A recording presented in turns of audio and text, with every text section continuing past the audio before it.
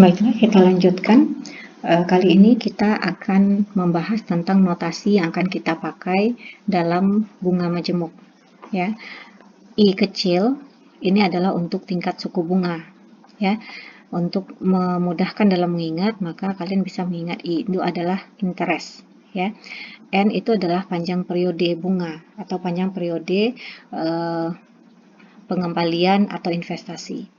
P itu adalah pokok modal atau pokok pinjaman. Intinya adalah pokok jumlah uang pada saat ini atau present. F itu adalah jumlah uang di masa yang akan datang, ya, future. Jadi jika N-nya adalah 5 misalnya, maka F5 itu artinya adalah jumlah uang di akhir tahun kelima. Oke. Kemudian A. A itu adalah penerimaan uang setiap akhir periode. Ya, untuk memudahkan mengingat, A itu adalah annual atau tahunan. Jadi A ini adalah periode tahunan yang nilainya seragam sepanjang tahun. Kemudian G besar. G besar ini adalah gradien, ya, kenaikan atau penurunan uang yang seragam, ya, pada setiap periodenya. Untuk G besar itu laju kenaikan atau penurunannya itu mengikuti pola aritmatik, sehingga kita gunakan istilah G besar itu untuk aritmatik gradien. Sedangkan G kecil itu laju kenaikan atau penurunan yang seragam tapi mengikuti pola geometrik, sehingga kita gunakan G kecil ini untuk geometrik gradien. Oke. Sekarang kita akan lanjutkan lagi tentang asumsi yang kita pakai di dalam menggunakan bunga majemuk. Yang harus diingat adalah bahwa bunga itu hanya digandakan satu kali saja per periode. Ya, arus kas terjadi pada akhir setiap periode. Ya, jadi kalau ada angka 0, artinya itu adalah periode sekarang pada saat ini. Tapi ketika kita menemukan angka 1 dan seterusnya, maka itu artinya adalah akhir tahun 1 atau akhir tahun 2, akhir tahun 10, dan seterusnya.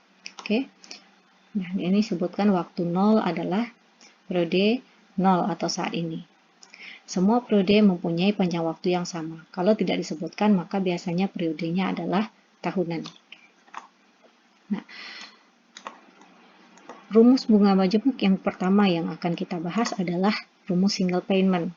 Kalau kita lihat diagram arus kasnya seperti ini, maka kita bisa membacanya secara sederhana adalah telah terjadi, ini pengeluaran ya, pengeluaran. Berarti telah terjadi investasi sebesar P, ya, pada titik 0, maka ini adalah titik 0. Ya. Kemudian kalau ini ada titik 1, 2, 3, 4, 5, maka telah terjadi pengeluaran sebesar P pada titik 0 selama 5 tahun dengan harapan akan diperoleh pemasukan sebesar F pada akhir tahun kelima. Oke, nah rumus yang kita gunakan adalah rumus bunga majemuk yang sudah kita buktikan tadi. Maka jika P diketahui, F ingin kita cari, maka F sama dengan P dikali 1 tambah I dipangkatkan dengan N. Dan sebaliknya, jika P yang ingin kita cari dan F diketahui, maka P sama dengan F per 1 tambah I dipangkatkan dengan N.